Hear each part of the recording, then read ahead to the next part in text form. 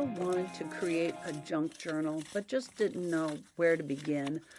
Well, that was me. I had been collecting stuff, envelopes, book pages, the packaging paper, even an envelope from the post office, and cardboard. If you ever get cracker boxes, cereal boxes, all kinds of cardboard boxes, make really nice covers. So I had a huge assortment. What I really liked about that one cracker box is that all the sides were equal. So it completely folded neatly. So I got two out of the one box, but I'm just using the one, and it's going to be a rather tall journal. And I just started digging through my stash. I actually made several of these before this one, and I was kind of in a rush. Now this is sped up, but I mean, I wanted to do this as quickly as possible. Kind of a no thinking, no planning, just get it done attitude towards this junk journal. And it started out fairly well. I was happy with the papers I chose and the cover I was going to use. And then I made it too thick. So now it's not folding very well. So something you want to remember about a one signature junk journal, which is what I wanted, was not to use too many pages. So I've already taken out a few right there. And I think I end up with 12 pieces of paper. And then when they're folded, then you have, your 24 sheets for the signature. And not all the papers are the same weight and thickness. And there I even have a gift bag, so I guess that counts as 2 pages in itself. But I had a really hard time getting that tool, that awl, to go through all those layers. And this is actually one of my favorite tips, is to save that space. I actually use the needle I'm going to use to do the binding to save that spot in the one hole, just to make sure all my papers stay lined up. I have a wax coated thread, and I bought, a collection of them off of Amazon, all different colors. And you don't necessarily have to have a wax thread. You could use baker's twine. You could do a thin ribbon, whatever you have on hand. But I wanted to go through this twice. I don't know that it needed it, but I just like the idea of it being wrapped around twice. But then I started having trouble finding the hole in that signature. So I'm having to pull all the pages apart and find where it had gone through in the first place. And I finally was able to get that through, and that's great. And now I'm just going to push it through the second hole. But I actually split the thread.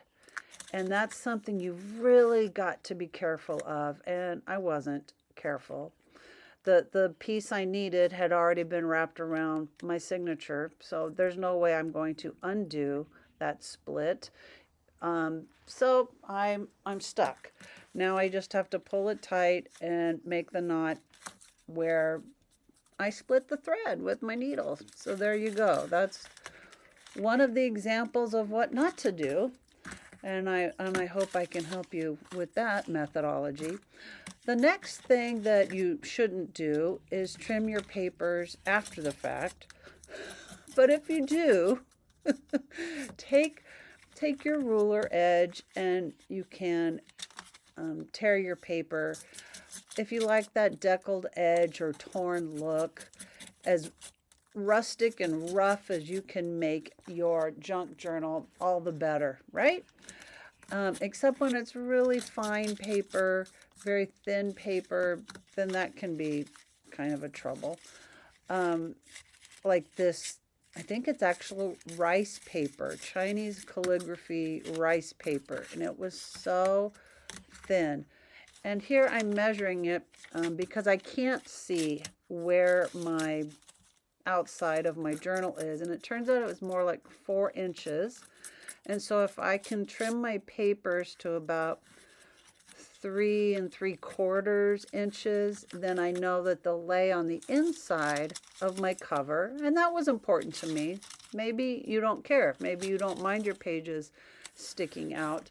But if I add any embellishments on the outside of those pages, then I do want to have some kind of border so that it's laying inside of my cover. And there we are with that gift bag again. So it was a little thicker to just tear off. And here's my thin rice paper. I have been collecting books and papers and sheet music for a long time. You can find them at thrift stores.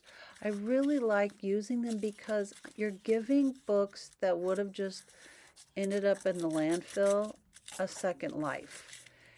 And my plans for this journal is to make it more of an art journal. So these pages are going to be painted on or trimmed or stenciled on or whatever I can think of to do. And so the look of the pages isn't as important in this stage. I just want a base. I just want a beginning place.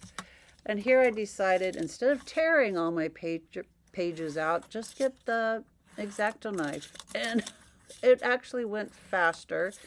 And I'm not pressing very hard, so I wasn't cutting through my cover with my blade. So that's just something to be aware of if you're going to go that route. And here it is. It's totally fine. I love it, except I find that my music page is upside down. So now I got to turn my journal over just to say these are the pages I want them to look a certain way. I don't like pages upside down. I don't mind them being sideways, but I don't know. That was just something I had to do to make sure that my sheet music was up.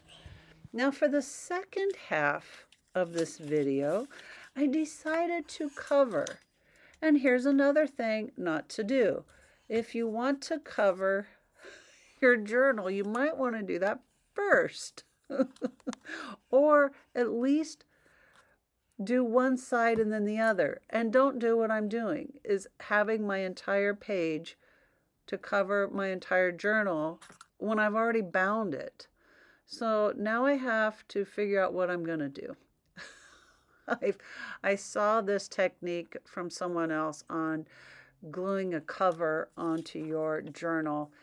It's a PVA glue and applying it with a paintbrush to make it as smooth as possible. And I cannot budge my journal to straighten it out. So now I just have to peel it completely off and start over. So now I'm going to need extra glue. Yeah, this is a funny little process of what not to do. But if you ever get stuck and you don't know what to do, just keep going. It's a junk journal, right? So I'm trying to line it up really centered so that I can bring those ends of my binding to the outside of my cover. So I was kind of measuring that. I'm trimming the ends because I want to glue down the outside to wrap around my cover. I think that strengthens it. And my camera is a little precarious. It's on 3 boxes to get the height that I wanted for you to see the entire journal process.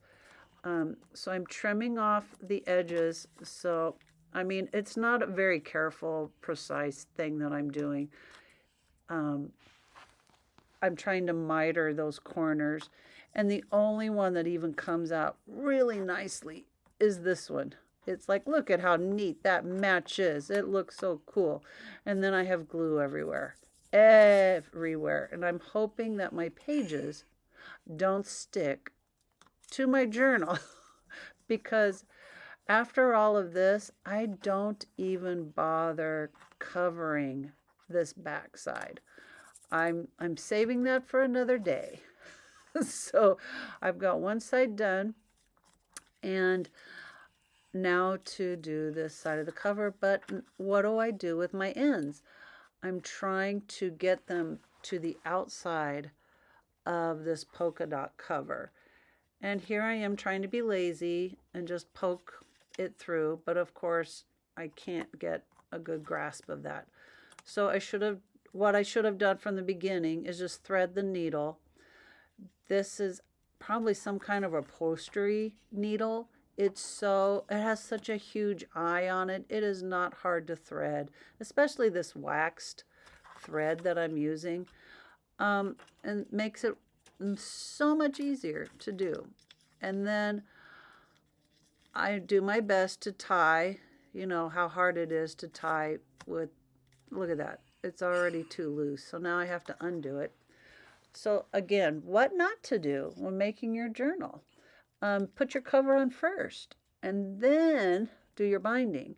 So here I am trying to be more careful about tying my knot and just tying off my binding. One of the things I like having that outside, a lot of people will do their binding so it ends on the inside of their book, but if you have it on the outside, you can add things to it. I think I want to do some beading on that or have some dangles coming off of there. So that's one reason I was glad. Just have the tie off on the outside. It'd be a different look, right? So I'm hoping my pages don't stick together. I probably should have had some wax paper there to help protect my pages. I'm not even careful about the ends there. I just tear them off, and luckily they didn't go too far down into the edge of my book. And you can see my paper's not even on completely straight. So that's a bummer. And here we are. I'm just finishing off getting this down. I do like that tip of using a paintbrush to spread the glue so you don't have that bumpiness when you're laying your scrapbook paper down. And I'm almost done. So my whole philosophy in showing you this is because I don't want you to be afraid. Don't be afraid of making mistakes. You know what to do better next time. And if you've been dying to figure out what this junk journal craze is all about, make one. Try it and see how you like it. See the things that you like, see the things that you could improve on, and there you go. You have your own junk journal ready to go.